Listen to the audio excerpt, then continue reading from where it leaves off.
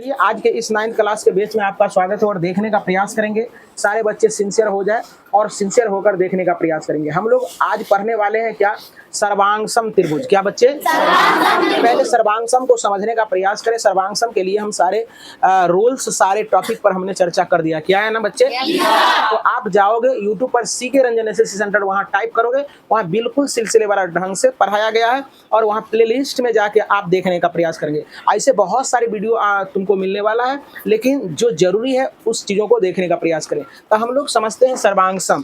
तो सर्वांगसम का मतलब होता है जिसका सभी अंग बराबर होता है, उसे सर्वांगसम कहते हैं। सर्व मतलब सभी, अंग मतलब शरीर, शारीरिक स्ट्रक्चर। तो देखो ये दोनों मार्कर देख रहे हो बच्चे, एकदम हर चीज समान है ना। तो ये एक दूसरे के क्या है, ये सर्वांगसम है, एक दूसरे के सर्वांगसम। सीख गया।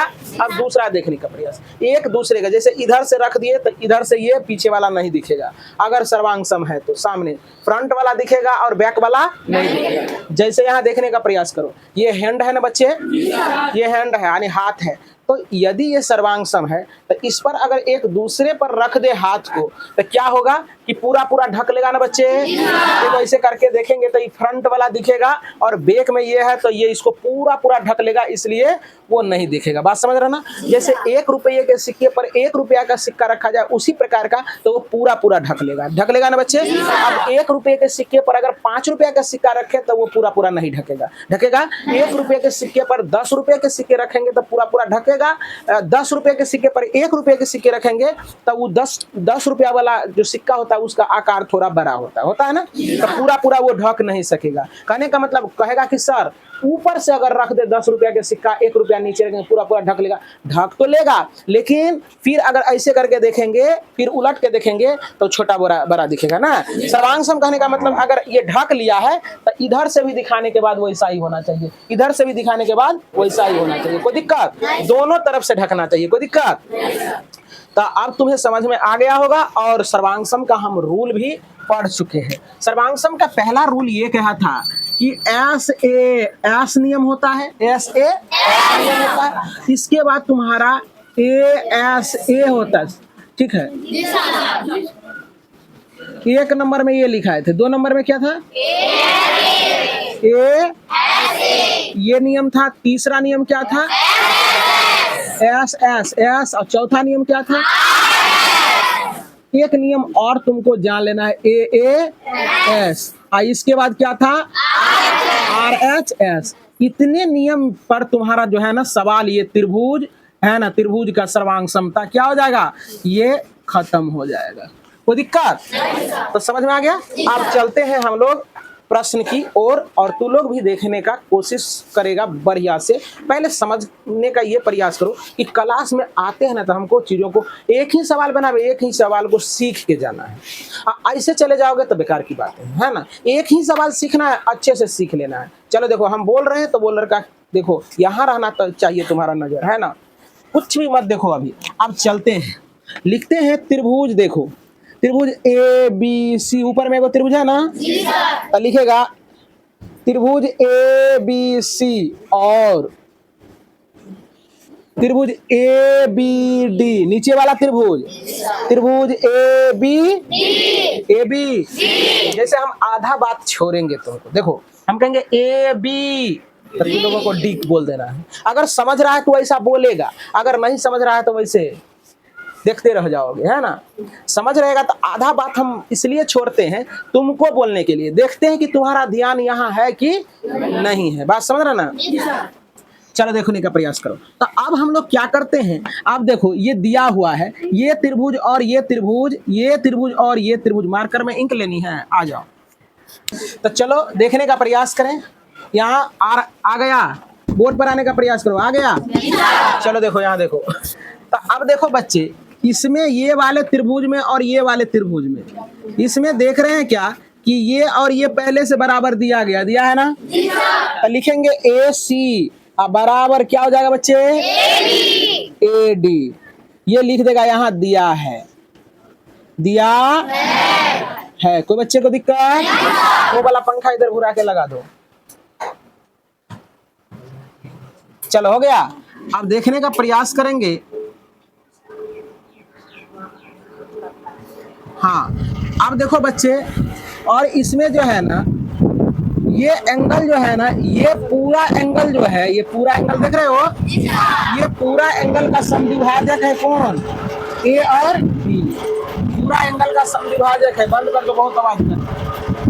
चलो देखो, तो एंगल जो है समद्विभाजक समझते हो तो लोग? समद्विभाजक मतलब होता है एक चीज को दो बराबर भागों में बांटना। कोई दिक्कत? तो लिखेंगे एंगल जो है ना, ये एंगल लिखेंगे इस त्रिभुज के लिए, तो लिखेंगे इस एंगल को अगर लिखना है तो लिखेंगे बी ए सी। क्या लिखेंगे? बी ए सी बराबर एंगल। अब ये एंगल को लिखना है तो बी ए डी। क्या लिखेगा बच्चे? बी ए डी लिखेंगे। एंगल ए का समद्विभाजक कौन है? ए बी, है ना। चलो हो गया बच्चे। अब देखो ये जो है, ये जो देख रहा है ये दोनों के लिए है ना। इस त्रिभुज के लिए भी ये भुजा है और इस त्रिभुज के लिए भी भुजा है ना, तो दोनों में उभयनिष्ठ है ना बच्चे। तो लिखेंगे ए बी बराबर ए बी, होगा ना। इसमें लिखे देगा उभयनिष्ठ। उभयनिष्ठ क्या लिख दिए? उभयनिष्ठ। तो अब देखो तू लोग जो रूल पढ़ा था उस रूल में ये पकड़ाया कि न पकड़ाया? अब देखने का प्रयास करते, बढ़िया से सिंसियर हो ना बच्चे। चलो देखो, तो इसको कहते हैं साभुजा, तो यस लिखेंगे। इसको कहते हैं कोण, तो कोण को ए लिखेंगे। और इसको फिर भुजा, तो कौन नियम हुआ बताओ तुम लोग? आ गया ना अपने? तो लिखेंगे इसीलिए एस ए एस सर्वांग समता। क्या लिखेगा? S S S A S नियम से त्रिभुज ए, देखो यहाँ क्या लिखल था, त्रिभुज ए बी सी। क्या रे बच्चे? ए बी सी सर्वांगसम का ये चिन्ह हो गया। सर्वांगसम होंगे त्रिभुज किसके? ए बी डी के। बस कहानी खत्म, इतना ही करना था। ये नहीं लिखना है, ये तुम्हें हम बताए थे कि इस नियम में आ रहा है। तो चलो इतना लिखने का प्रयास करें। अब देखो 2 नंबर के सवाल देखने का प्रयास करें। सारे बच्चे टकटकी लगा के मार करके नोक पर नजर बनाए रखेंगे। कहता है ए बी सी डी एक चतुर्भुज है जिसमें ए डी दिया है, बराबर दिया है बी सी के, और कहता है एंगल डी ए बी बराबर है एंगल सी बी ए के। तो दर्शाइए कि त्रिभुज ए बी डी सर्वांगसम होंगे त्रिभुज बी ए सी के। और साथ ही साथ कहता है कि बी डी बराबर ए सी, और साथ ही साथ कहता है कि एंगल ए बी डी बराबर एंगल बी ए सी होगा। तो चलो देखने का प्रयास करेंगे सारे बच्चे। ये सवाल तो बेहद आसान होता है, बच्चे केवल दिमाग भारी कर लेते हैं कि ये जो है ना डिफिकल्ट होते हैं। नहीं, ये जो सर्वांगसम वाले चीज होते हैं ये काफी ही इजी होता है। बात समझ में आ रहा ना? क्या हमने पहले सवाल को बताया? क्या उसमें भारी लगा कुछ? क्या फिर से समझने का प्रयास करोगे फिर तुम्हें समझ में आ जाएगा। चलो देखो, कह रहा है क्या, पहले समझने का प्रयास करो। ए बी डी, क्या रे बच्चे? ए बी डी ये वाले त्रिभुज के बारे में कहा जा रहा है। ये वाले त्रिभुज कहा है ना बच्चे? ए बी डी ये वाले त्रिभुज, ये वाले है ना। और कहता है एंगल त्रिभुज बी ए सी। क्या रे बच्चे? बी ए सी ये वाले में, यही देख रहे हो ना, ये वाले में। देखो कितना आसान से हम लोग कर लेते हैं। लिखेंगे त्रिभुज ए बी डी और त्रिभुज देखो बी ए सी। क्या बच्चे? बी ए सी है ना। यहाँ लिख देंगे में, मतलब इसी में काम हो रहा है, इसी में काम हो रहा है। तो चलो देखने का प्रयास करो। सुन रहे बच्चे? देखो यही वाला त्रिभुज को देखना है तुम्हें, ये वाला को और ये वाला को। 2 कलर का मार्कर रहता था और बेटर हो जाता। तो देखो ये त्रिभुज में ये और ये वाला त्रिभुज में ये दोनों बराबर दिया है ना। तो लिखेंगे क्या? ए डी बराबर बी सी। यहाँ लिख देगा दिया है। क्या रे बच्चा? दिया है। कोई दिक्कत? समझ में आ रहा है? झूठ नहीं बोलते हो? जय श्री राम। चलो देखो यहाँ, आप देखने का प्रयास करोगे फिर से देख रहे हो बच्चे। और कह रहा है क्या कि एंगल जो है ना डी ए बी, क्या रे? देखो यहाँ D A B D A B, ये जो है ना बराबर दिया है सी बी ए के, किसके? सी ए बी के, सी बी ए के, सी बी ए, मतलब ये एंगल बराबर है इसके। मतलब देखो ध्यान से समझने का, ये त्रिभुज है, अगर एगो ये त्रिभुज है, कहने का मतलब है देखो जरा सा, एगो ऐसा है त्रिभुज, है ना, एगो जो है ना तुम्हारा ये ऐसा है ना, तो ये त्रिभुज का ये और ये त्रिभुज का ये बराबर दिया है ना, बात समझ रहे ना, देख रहे हो ना, देख रहे हो ना। तो चलो देखो इसको हम लोग लिख लेते हैं, ये भी तो दिया हुआ है, तो लिखेंगे एंगल डी ए बी बराबर एंगल सी बी ए, दिया है क्या रे बच्चा? दिया है। कोई बच्चा को दिक्कत? अब देखो जरा सा, ये देखो उभयनिष्ठ है दोनों में, है ना, देखो ये त्रिभुज बनेगा, ये त्रिभुज आ रहा था, इसमें भी ये मिल रहा है, और ये त्रिभुज इसमें भी ये मिल रहा है ना बच्चे? क्या उसको क्या लिखेंगे जो दोनों में मिल रहा है? उभयनिष्ठ। जैसे उभयनिष्ठ क्या होता है, जैसे दो भाई है, कितने भाई? दो भाई है और दो रूम है, तो एक रूम में वो तुम्हारा बड़ा भाई रह रहा है, एक रूम में तुम रह रहे हो, यानी छोटा वाला, तो बीच में दीवार है, तो एक के दीवार से ना दोनों का काम चल रहा है, तो उसी को कहते हैं उभयनिष्ठ। मतलब कमरा नंबर 1 का भी दीवार ये है, कमरा नंबर 2 का भी दीवार यही है, तो जो दोनों रूम में काम करे उसी को कहते हैं हम लोग उभयनिष्ठ। क्या कहते हैं बच्चे? उभयनिष्ठ। क्या ये लड़की को समझ में नहीं आ रहा है? खाली टेस्ट होगा तो चोरी करेगी। चलो देखो उभयनिष्ठ, तो उभयनिष्ठ समझ में आ गया? तू कितनों रहेगा ना जैसे तैसे बैठे रहे तो हमको पता चल जाता है कि कौन बच्चा समझ रहा है कौन बच्चा नहीं समझ रहा है ना। तो चलो देखो यहाँ, तो इसीलिए सीरियस होके बैठो। तो ये उभयनिष्ठ है, ये क्या है बच्चे? तो ए बी बराबर क्या हो जाएगा? ए बी होगा ना। अब देखो कौन सा रूल लगेगा इसमें, देखो यस हो गया ना, ये ए हो गया ना, ये एस हो गया ना, अब कौन रूल? तुम ही लोग। आसान है कि भारी? आसान है। तो चलो देखो ये कौन नियम लगेगा? इसीलिए लिखेंगे, इसीलिए एस ए एस समता नियम से त्रिभुज ए बी डी सर्वांगसम हो जाएंगे त्रिभुज बी ए सी के। होगा बच्चे? बी ए सी के हो गया। अब देखने का प्रयास करो, अब ये तो हमने कर दिया बी ए सी के। अब दूसरा है, अब कहता है क्या बी डी क्या बराबर होंगे ए सी के? कहता है कि बी डी देख रहे हो, कहता है क्या बराबर होगा ए सी के? किसके रे? एकदम होगा। क्यों? क्योंकि जब त्रिभुजे सर्वांगसम हो गया, सर्वांगसमता इसका मतलब जब सर्वांगसम सिद्ध कर चुके हैं तो इसका मतलब है कि सभी अंग उसका बराबर होगा। तो इसीलिए लिखेंगे, देखो जरा सा लिखेंगे, चूंकि त्रिभुज ए बी डी सर्वांगसम है त्रिभुज बी ए सी के, इसीलिए क्या हो जाएगा? बी डी अब बराबर क्या हो जाएगा बच्चे? ए सी। कोई दिक्कत? अब फिर देखो, फिर जब त्रिभुजे सर्वांगसम है तो एंगल बराबर ना होगा। बी जो है ना, बी एंगल क्या ए के बराबर होगा? बिल्कुल बराबर हो जाएगा, ना हो जाएगा? कहता ए बी डी पूरा एंगल है ना, कहता है बी ए सी। क्या रे बच्चे? बी ए सी के बराबर होंगे। ध्यान से देखने का प्रयास करोगे, कहता है ए बी डी, देखो ए बी डी कहता ये वाले एंगल कहता बी ए सी के बराबर ये वाले के एंगल के बराबर होगा। हाँ होगा, ये दोनों त्रिभुज को सर्वांगसम कर रखे हैं, है ना। तो लिखेंगे हाँ, एंगल क्या हो जाएगा? एंगल ए बी डी बराबर हो जाएंगे एंगल बी ए सी के। ये हो गया रोमन नंबर 1, यहाँ हो गया रोमन नंबर 2, यहाँ हो गया रोमन नंबर 3, तीनों हो गया कंप्लीट। तो आइए 3 नंबर के प्रश्न को करते हैं। 3 नंबर का प्रश्न क्या कह रहा है, इस चीजों को समझने का प्रयास करो। कह रहा है क्या, ये जो है ना, ये क्या है? लंब रेखा है। क्या है बच्चे? लंब रेखा। तो कहता है कि CD और AB को आप क्या कीजिए, बराबर हमें सिद्ध करके बताइए। कोई दिक्कत? तो चलो अब देखने का प्रयास करो।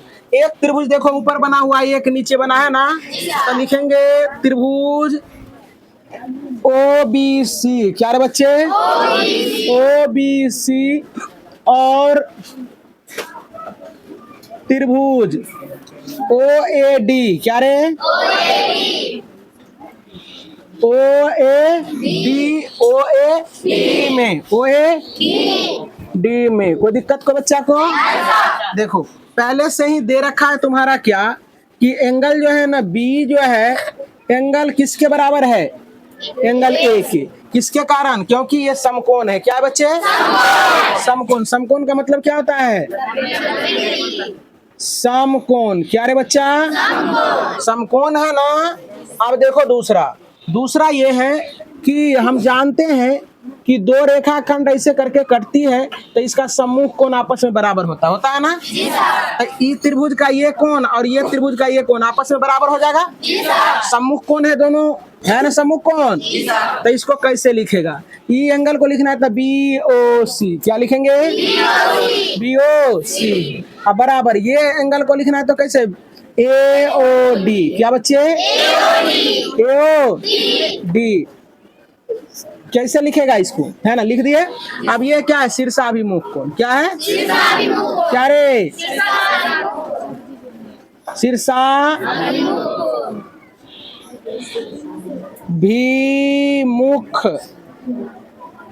कोण। कोई दिक्कत को बच्चा को? तो शीर्षाभिमुख कोण। अब आगे देखने का प्रयास करो, आगे क्या दिया है तुम्हारा, कि अब ये हो गया बच्चे, है ना। अब देखो जरा सा, ये एंगल इसके बराबर हो गया, ये एंगल इसके बराबर हो गया।